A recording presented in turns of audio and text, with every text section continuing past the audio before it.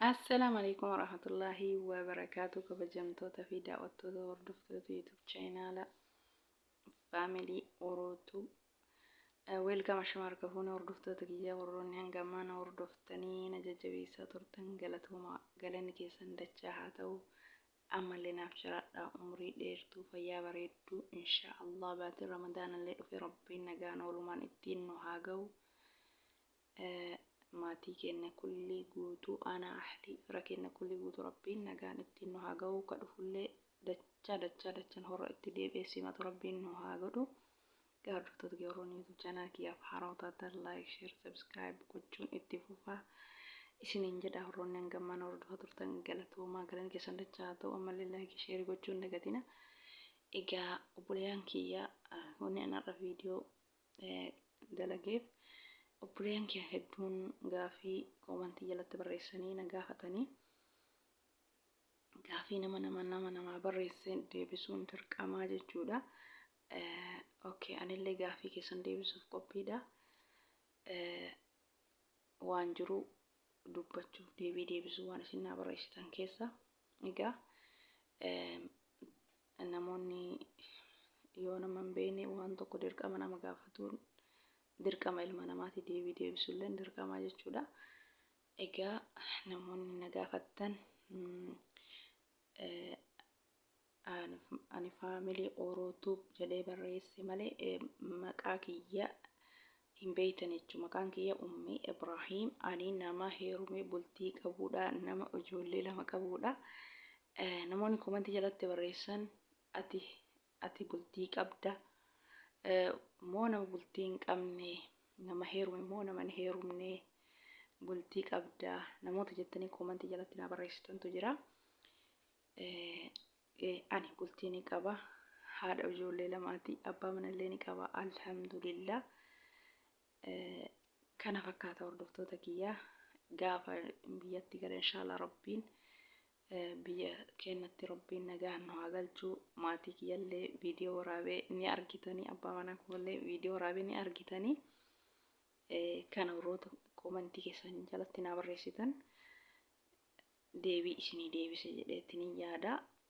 Ani maqaa kiyya isinitti himee jira.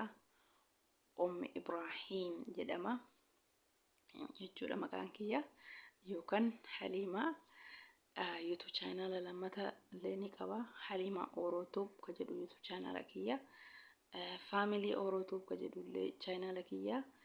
Kanaafuu namoonni nan beeyne akkasitti warroonni koomantii jala na gaafattan hordoftoota kiyya, namni hordoftoota ofii deebii yoo nama gaafate deebisuuf hin dirqama. Obboleeyyan kiyya namoonni isinii dhaamu namoonni abbaan koomantii kana dhiira ta'e dubartii ta'e hundi keessanuu deebii isiniif deebiseetiin hin jira. Namoonni tokko jechuudha yeroo dhiirri isa gaafatu yookaan kama maatii shan qabu yookaan kama bultii ofii biyyaa qabu ka ijoollee qabu inni takkallee haa qabatu, lamallee haa qabatu, sadiillee haa qabaatu, dhuguma jirtu itti hima. Nama koomantii jalatti isinii barreesse ka dhiiraa jechuudha. Tarii namni hin heerumniin ni jira, hedduun ni jira. Kan hin heeruminillee ka heerumee bultii hin qabne ka lammata heerumuu barbaadullee ni jira. Garuu tokko ni jira jechuudha. Abbaa manaa osoo biyyaa qabu, osoo maatii biyyaa qabu, ani hin heerumne, ani maatii hin qabu, ani nama hin heeruminii jettanii warroonni akkasii dhiira hedduu shawwaddanii itti heerumuu yoo isin yaaddan malee boru wanni an dhoyse kun ni mul'ata hin dhokatu jettanii isin irraa yaaddanillee hin jira. Gafetanii osoo dhoysitanii wanni isin dhoysitan sun hin hafu jechuudha. Dhugaa dubbatanii bakka namatti dhiitetti bulu wayyaa jedhanii mammaaksa Arsii kennaa yeroo mammaakamu jechuudha. Dhugaa jirtu dubbatanii yoo itti himan dhiirrillee nama amanaa jechuudha. Ka boru tarii kudhan gaafii haa gaafatu,